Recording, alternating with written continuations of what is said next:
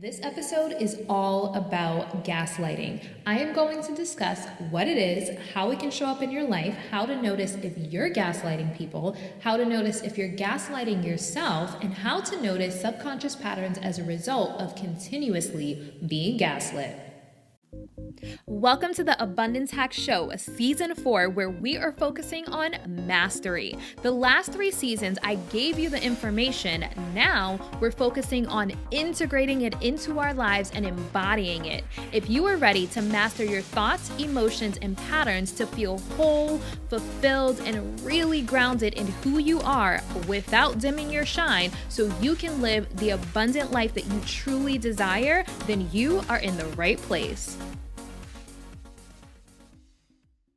Hey M&Ms, thank you for tuning in to the Abundance Hack Show. What are you manifesting in your life today? Today's episode is all about gaslighting. And I know I discussed gaslighting briefly in episode 183, How to Be Nurturing. If you didn't listen to that podcast episode, I highly recommend going back and listening to it because it will improve the relationships and the connections in your life. So I wanted to dive deeper into gaslighting because as I go on my healing journey, I realize how much I've been gaslit throughout my life and how it's shown up in my patterns. And one of the things about self-awareness, which was last week's podcast episode, so if you didn't listen to the self-awareness podcast episode, it literally will change your life. Like, it is powerful to have internal and external self-awareness. So go back and listen to that episode and take some notes because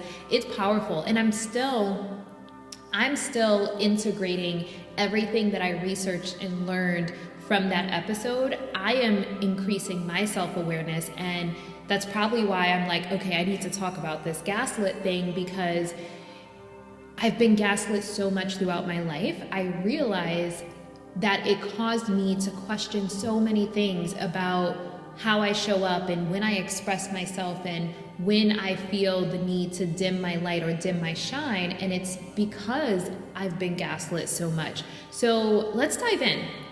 I know in episode 183, I talked about it and I shared a definition, but just in case you didn't listen to that episode, what is gaslighting? Gaslighting is a form of psychological manipulation in which the abuser attempts to sow self-doubt and confusion in their victims' minds. Typically, gaslighters are seeking to gain power and control over another person by distorting reality and forcing them to question their own judgment and intuition.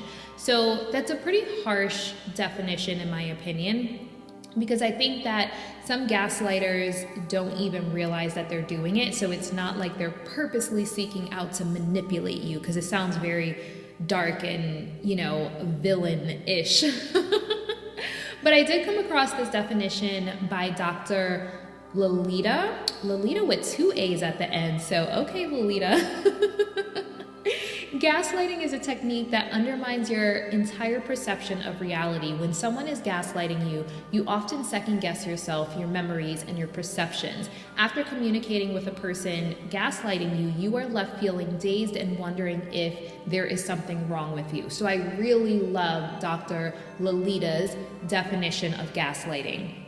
So basically, it's making a person feel like their feelings, emotions, needs, or desires are too much or unacceptable, which creates self-doubt and confusion in the person. So if you had critical parents, or if you had parents that would shut down how you feel. So let's say you fell and you scraped your knee and you're crying as a child. They're like, oh, it's okay, be a big girl, like big girls don't cry, you're not hurt, you're a big girl, like suck it up.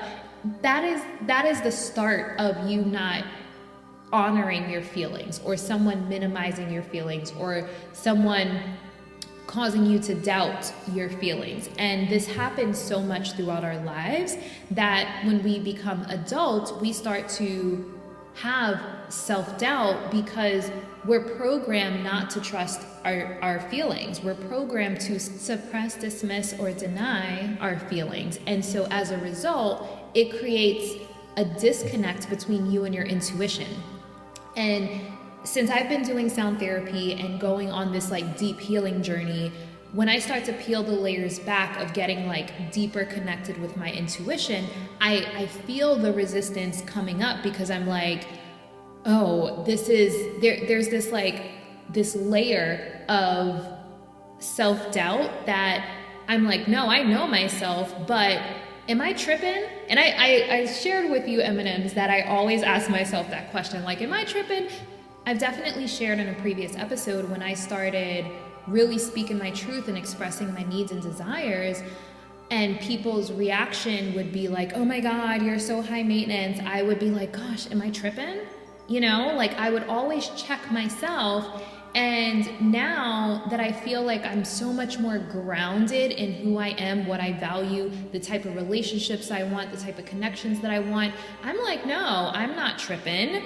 Like, this is what I want and this is what I deserve to have. And I'm going to express it gracefully to the people in my life. And if they can't meet that, if they don't have the capacity to meet my needs, that doesn't mean that I'm too much or I ask for too much. So really separating the two.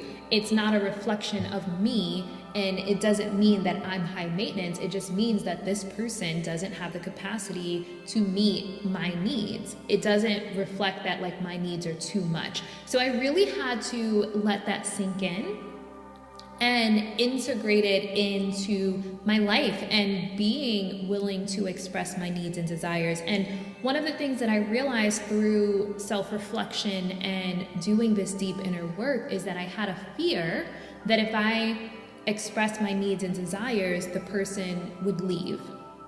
Probably they would gaslight me and then it wouldn't feel good and then they would leave. But this was a continuous pattern in my life. And that's why I think that going to therapy, having like a therapist, a business therapist, and doing activities like sound healing that helps you zoom out and really have an eagle eye view and gain clarity of a situation is really powerful, because we need that self-awareness. Going back to last week's podcast episode, we need that self-awareness because sometimes we can see life through a lens of trauma. So we need something in our lives, whether it is a therapist or something like sound therapy or the combination of both. We need something in our lives to help paint a picture of reality and not our perspective from a lens of trauma, and someone that can point out our blind spots, because we keep repeating patterns until we actually learn and heal from them. So when I realized I had this fear of, if I express my needs, if I express my desires, if I ask for something, this person is going to leave me, which, you know, it stems back from my childhood. I realized this is because of a result of continuously being gaslit. And that's why I'm like, okay, we have to talk about this. We have to talk about this on the podcast, because I think so many people share that same fear, and so many people are people pleasers, and they shrink and they don't speak up for what they need or what they desire because they don't want to make a big deal out of things, and they don't want to ask for too much. And it's a repeating pattern that I think is so common. So, all right, let's dive in. We already talked about what gaslighting actually is. So how do you know if gaslighting is showing up in your life? If when you express yourself, your needs and desires, people make you feel like they're not okay, they're too much, or it can sound like someone saying, you're so needy, you ask for so much, you're crazy, are you on your cycle? Oh, I said that I said that in the nurturing podcast episode. Like if a guy is like, are you on your cycle? Is it that time of the month? Like, that is gaslighting. You're so emotional, you're so sensitive, you need help. Like, these types of phrases, if people are saying these phrases to you, they're gaslighting you. So also minimizing or making fun of your feelings. And I cannot stand when people insult you and then they're like, I'm just joking. That's gaslighting. If someone insults you and then you get upset and they're like, oh, you don't have a sense of humor. No, you insulting me is an insult and not a joke. It's not funny. So, you know, when we grow up with this type of behavior, we think it's normal, and then we allow it in our relationships, in our adult lives. And that's when you start doing the inner work to realize, no, this is actually not okay. And so also discounting achievements. And discounting achievements, man, that I feel like that's a whole other topic that I won't go down a rabbit hole. Unless you want me to go down a rabbit hole, definitely send me a message on Instagram, because when it comes to discounting achievements, a lot of times I think it stems from a different place than someone being like, oh, you're so needy, or you don't have a sense of humor. Discounting achievements usually is because a person doesn't celebrate their own achievements. They don't feel good about what they've accomplished, so it's really hard for them to acknowledge and celebrate someone else. So there's so many layers. Denying their behavior. So usually people who aren't gaslighting, they take responsibility for their behavior. If someone said something that hurt your feelings, rather than them being like, oh, you're so sensitive, they say, I'm sorry, I really didn't mean to hurt your feelings. I'm sorry that came across that way. It definitely wasn't my intention. Like, that's genuine, healthy communication. If someone did something to hurt your feelings and they're like, oh my God, you're so sensitive, like nothing I do is good enough, like that is gaslighting, and it's not okay. And then lastly, how it could show up in your life is inauthentic helpfulness, pretending to help as a manipulation tactic. This happens a lot. And I mean, I feel like we have some master manipulators these days, but inauthentic helpfulness, pretending to help as a manipulation tactic. So this is when people really want to try to control you by making it seem like they're adding so much value to your life, when I guess like motives are always different. It could be for the purpose of stroking their ego. You know, we have some narcissistic people that just want to make it seem like they're doing so much good in the world, and that makes them a good person. And they're usually trying to cover up some type of shadow.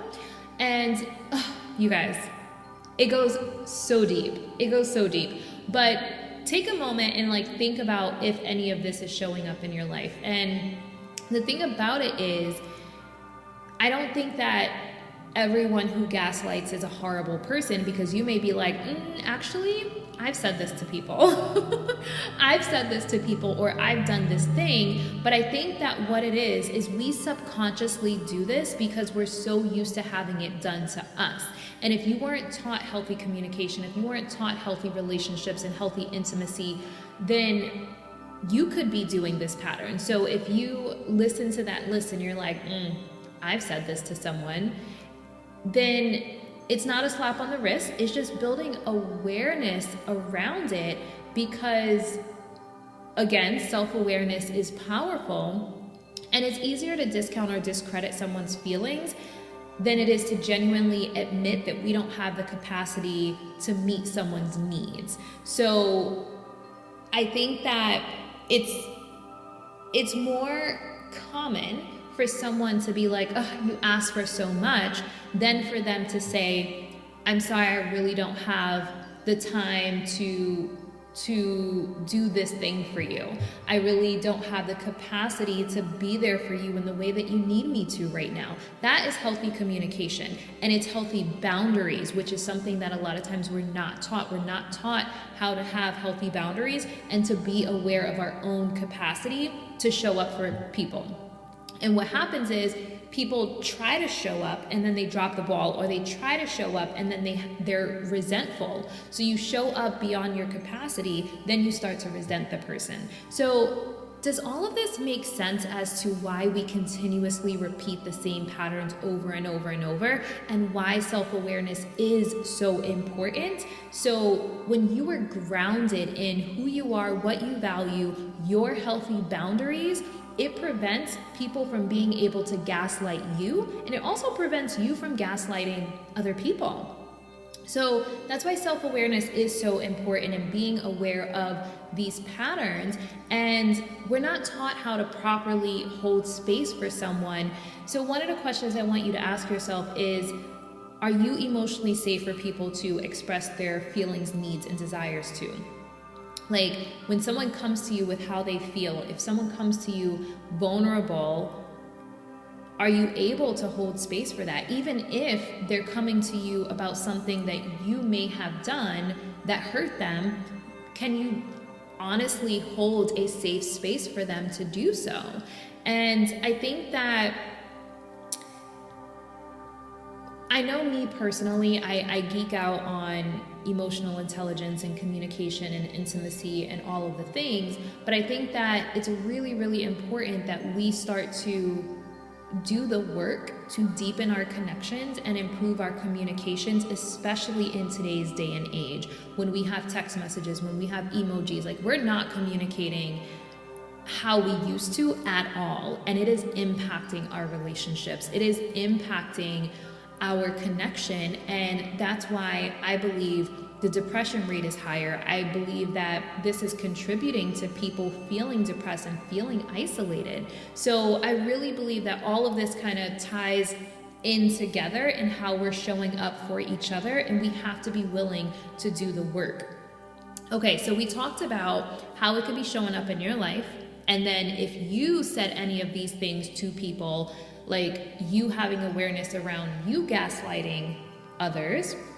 Now, the last piece is identifying if you are gaslighting yourself. Now, if we've been gaslit since we were children, we adapt those behaviors and do them ourselves. We tend to mimic our parents. We tend to mimic the people that hurt us. Not saying your parents hurt you, but like if, let's just say a sibling did this thing all the time that got on your nerves, we tend to mimic the things that actually hurt us, which is bizarre.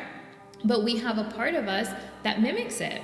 And so gaslighting yourself looks like invalidating your own feelings, thinking something is fundamentally wrong with you or you're the problem, ignoring your intuition, making excuses for others' behaviors, people pleasing, oh my goodness, like the list goes on, minimizing your own thoughts and feelings, doubting your capabilities, second guessing your memories, and feeling guilty when you need help. This one is huge for me, feeling guilty when I need help.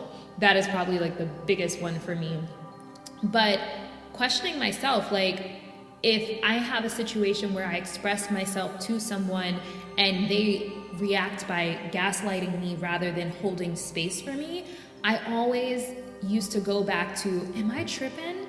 Or like I'll go to a friend, or sometimes I'll go to my therapist and be like, am I tripping? You know, because it made me question myself. Did I ask for too much? Did I not express myself clearly? Could I have done better? Like, am I the problem? And I had to stop that shit. I had to stop it. And you know, honestly, it was so ingrained in me. I'm still working on it, but I know now when someone is gaslighting me. Like I know now, and I have a process where if I feel triggered by something, I sit with it and I'm able to like do a sound therapy session, which offers me that eagle eye view, allowing me to zoom out and really see the big picture. So I'm not looking so closely to it through a lens of trauma. And then I'm able to sit with things. So in the past, I used to feel like I had to deal with things right at the spur of the moment and like, this is how I feel right now. But usually when something triggers you, how you're feeling is being perceived through a lens of trauma. So giving yourself time to step away, ground yourself, that is emotional maturity. That is being self-aware. So step away, ground yourself, take a nap, whatever you need to do so you can see the situation clearly. And I actually saw on social media today, urgency is a trauma response. So if you feel like I need to talk to this person right now, I have to deal with this right now, that's a trauma response. So being aware of how trauma is showing up in our lives, being aware of our patterns that are from a result of trauma, and choosing different patterns that serves us. Okay, so if you resonated with something that's on the list of gaslighting yourself, one of the best things that you can do is work on activating and healing and balancing your solar plexus chakra. So that is the healing frequency that'll be in the background of this podcast episode, because our solar plexus is our personal power, it's our willpower, it's our confidence, our courage, it is our self-worth. And thinking that something is fundamentally wrong with you, that is an imbalance of your solar plexus. That is not high self-worth, and that is not confidence. So doubting your capabilities, could definitely show up as like imposter syndrome, not being able to accept compliments, for example. And that is an imbalance in your solar plexus. So I highly recommend, if any of this resonated, because solar plexus is also discipline and boundaries. So setting healthy boundaries in your life and really being grounded in who you are and what you stand for, and not wavering from that. So that's a little bit of root chakra as well, obviously the grounding part, but that's why all of the chakras kind of coincide. But if any of this resonated with you, I highly recommend working on some solar plexus chakra balancing, just to be solid in who you are, what you value, and knowing your worth. That is so important. And just having awareness around how our behavior tends to mimic the things that hurt us, and choosing to not repeat that pattern anymore, choosing a pattern that serves you better. And that is why self-awareness is so powerful. If you don't actually reflect on who you are, that internal self-awareness, and how you're showing up, that external self-awareness, then you'll keep repeating the same patterns that prevents you from living the abundant, vibrant life that you desire. So I want to dive a little bit deeper into the subconscious patterns. Constant gaslighting causes us not to trust ourselves out of a fear of speaking our truth, because we're not used to healthy reactions. If you spoke your truth as a child and it resulted poorly, that sent you the subconscious message that it's not okay to speak your truth. It's not okay to ask for something. It's not okay to express what you need. It's not okay to express what you desire. And we have to have that courage, again, which is solar plexus, to still speak our truth and to still speak our needs and desires. And through that process, sometimes people will fall away. And so when I started my healing journey, I'm like, I'm going to speak my truth no matter what. I call that social courage. So social courage is the courage to speak your truth, even at the risk of rejection or disapproval. So when I started my healing journey, I'm like, social courage, like throat chakra on fleek. And I don't care who doesn't like it. I'm speaking my truth, right? So I went through that phase. But usually what happens is we go through that phase and then someone doesn't like it. And if they show any sign of leaving, it's like, aha, see, I told you, if I speak my truth, people will leave. And then you have this moment of like, okay, well, am I tripping? Or you just continue to say, okay, like I spoke my truth, this person didn't honor it or respect it, and maybe they're not meant to be in my life.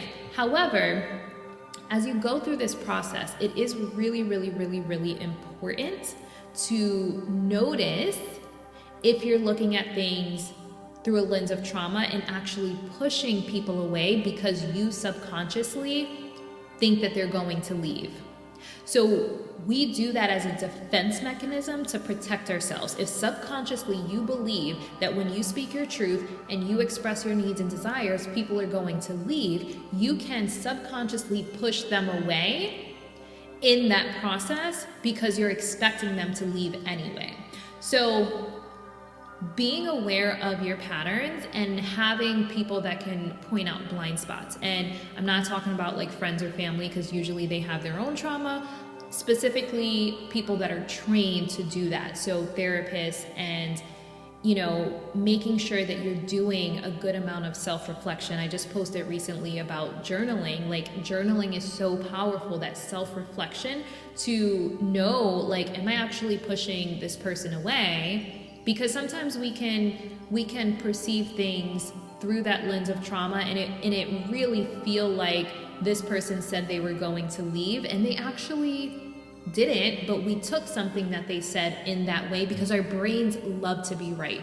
Like, our brains love to be right. Our egos love to be right. So it could be one little tiny miscommunication and your brain is like, see, I told you, couldn't trust them. I told you they were going to leave.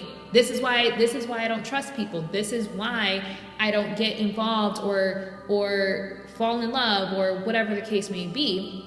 Because our egos love to be validated in our subconscious beliefs, but we have to actively choose to break that pattern. We have to actively choose a different perspective that serves us. And when you find yourself thinking that people are going to leave you or abandon you if you speak up or share your truth or express yourself, express your needs and desires, it is your obligation, our obligation, because I'm speaking for myself because this is something I've had to work through and still am actively working through.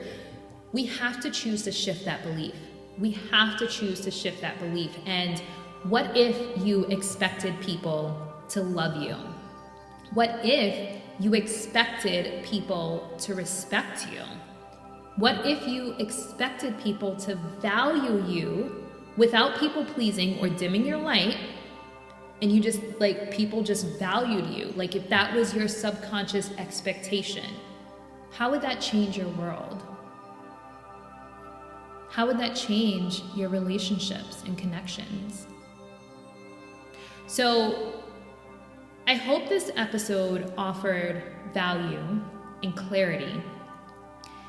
I think that if you notice that someone in your life has been gaslighting you, doesn't mean that they're a bad person. It doesn't mean that they're maliciously manipulating you to control you. I mean, it could mean that. It could mean that, but it doesn't necessarily mean that they are. They could just not have awareness around how they're showing up because they could be mimicking patterns from their childhood. And we tend to attract people that have similar trauma as us, and we keep triggering each other until we heal. When we trigger each other, it's an invitation to heal. And that's what a lot of romantic relationships do. I remember I listened to an audiobook from, I'm drawing a blank of who the audiobook is from at the moment. Marianne Williamson?